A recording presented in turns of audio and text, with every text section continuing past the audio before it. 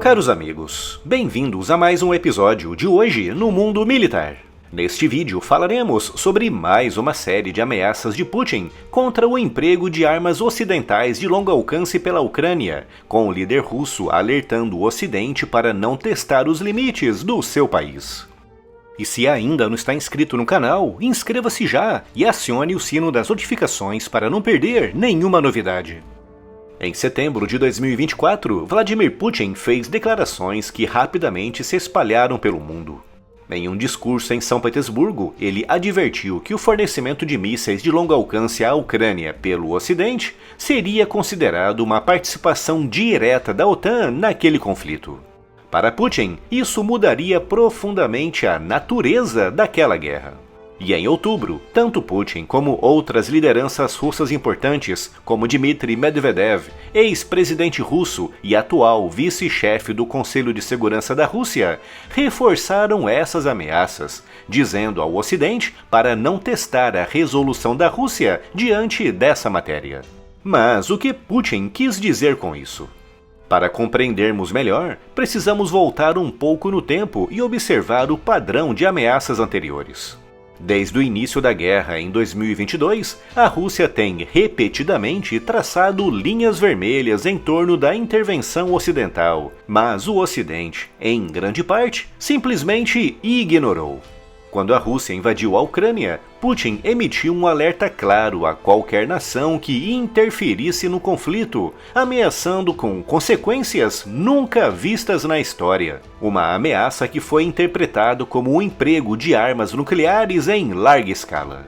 O Ocidente, ao longo dos últimos 2 anos, forneceu à Ucrânia tanques, sistemas avançados de mísseis e, mais recentemente, caças F-16. Armas que, é importante destacar, violaram todas as tais linhas vermelhas traçadas por Putin. No entanto, o que torna as ameaças mais recentes particularmente preocupantes é o foco nos mísseis de longo alcance. Esses sistemas, como os Storm Shadow, têm capacidade para atingir alvos a até 300 km, o que significa que poderiam facilmente atingir locais estratégicos dentro da Rússia, como as bases aéreas de onde decolam os bombardeiros que diariamente atacam cidades e alvos militares dentro da Ucrânia. De acordo com Putin, isso seria uma violação de uma das suas linhas vermelhas e poderia levar a uma nova fase do conflito, uma fase na qual a Rússia passaria a ver a OTAN como um beligerante ativo. Mas será que essa ameaça é real ou estamos diante de mais uma tentativa de Putin de impor uma pressão psicológica sobre o Ocidente? A resposta internacional às ameaças de Putin foi mista, com a maior parte dos líderes europeus não demonstrando tanto alarde.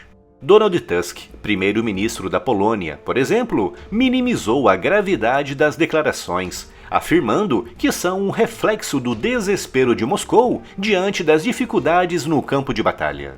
Para Tusk, o uso de retórica agressiva por parte de Putin tem sido uma constante ao longo deste conflito e serve, em grande parte, para tentar desviar a atenção das profundas dificuldades que a Rússia está enfrentando para alcançar os seus objetivos estratégicos.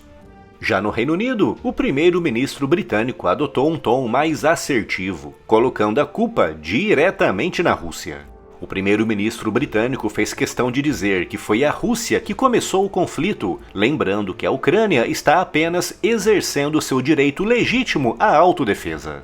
Ele também mencionou que o apoio militar ao país é parte essencial para repelir a invasão russa. Esse tipo de discurso tem sido comum entre os líderes ocidentais, mas ele esconde uma realidade bem mais complexa. Até que ponto o Ocidente está disposto a arriscar uma escalada direta com a Rússia? Os Estados Unidos, por sua vez, têm jogado com mais cautela. Apesar de continuar fornecendo armas avançadas à Ucrânia, Washington ainda coloca limitações no uso dessas armas.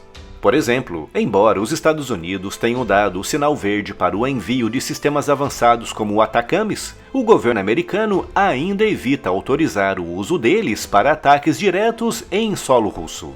Isso evidencia um temor real de que tais ataques possam provocar uma retaliação russa mais severa. Mas por que os mísseis de longo alcance são tão importantes para a Ucrânia e tão preocupantes para a Rússia? O alcance desses mísseis permite à Ucrânia atingir instalações militares profundas no território russo que anteriormente estavam fora do seu alcance.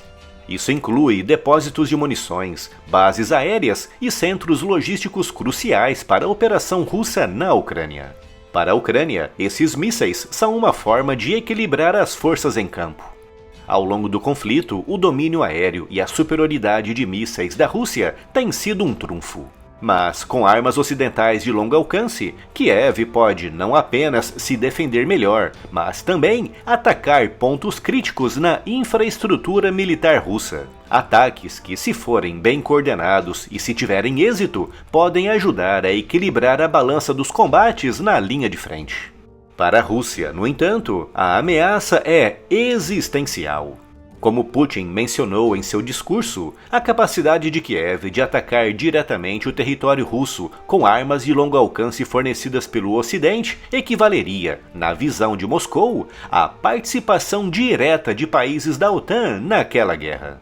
Isso, segundo Putin, mudaria a essência do conflito, trazendo riscos que poderiam escalar rapidamente. E a principal questão que paira no ar é: até onde Putin estaria disposto a ir para responder a tais ataques? As possíveis respostas de Moscou a essa nova fase do conflito são muito especuladas, mas há algumas pistas dadas pelo próprio Putin. Em discursos anteriores, ele sugeriu que a Rússia, em retaliação, poderia expandir o seu fornecimento de armas para adversários do Ocidente ao redor do mundo. Isso significa que a Rússia poderia armar grupos insurgentes ou governos que estão em conflito direto com interesses ocidentais, criando uma nova rede de guerras por procuração. Se mísseis de longo alcance começarem a atingir alvos na Rússia, a resposta do Kremlin poderia ser imediata e severa, mas também há a possibilidade de que Putin opte por um caminho de contenção, focando em fortalecer as suas defesas e continuar a guerra de atrito na Ucrânia, que foi, aliás, exatamente aquilo que ele fez quando todas as linhas vermelhas anteriores foram cruzadas pelo Ocidente. Estamos, sem dúvida, em um momento de extrema tensão. Se o Ocidente continuar fornecendo armamentos cada vez mais poderosos para a Ucrânia, as linhas vermelhas traçadas por Putin podem ser ultrapassadas. Isso poderia levar a uma escalada que muitos especialistas veem como um risco real de conflito direto entre a OTAN e a Rússia. E as consequências dessa escalada não seriam limitadas apenas à Europa. A guerra na Ucrânia já provocou uma crise global de segurança alimentar, energética e econômica. Uma escalada militar poderia piorar esses problemas, além de aumentar o risco de incidentes nucleares. Além disso, uma intensificação da guerra poderia criar novas divisões no cenário geopolítico global, com países como China, Irã e até mesmo o Brasil se posicionando de maneiras que podem alterar drasticamente o equilíbrio de poder global.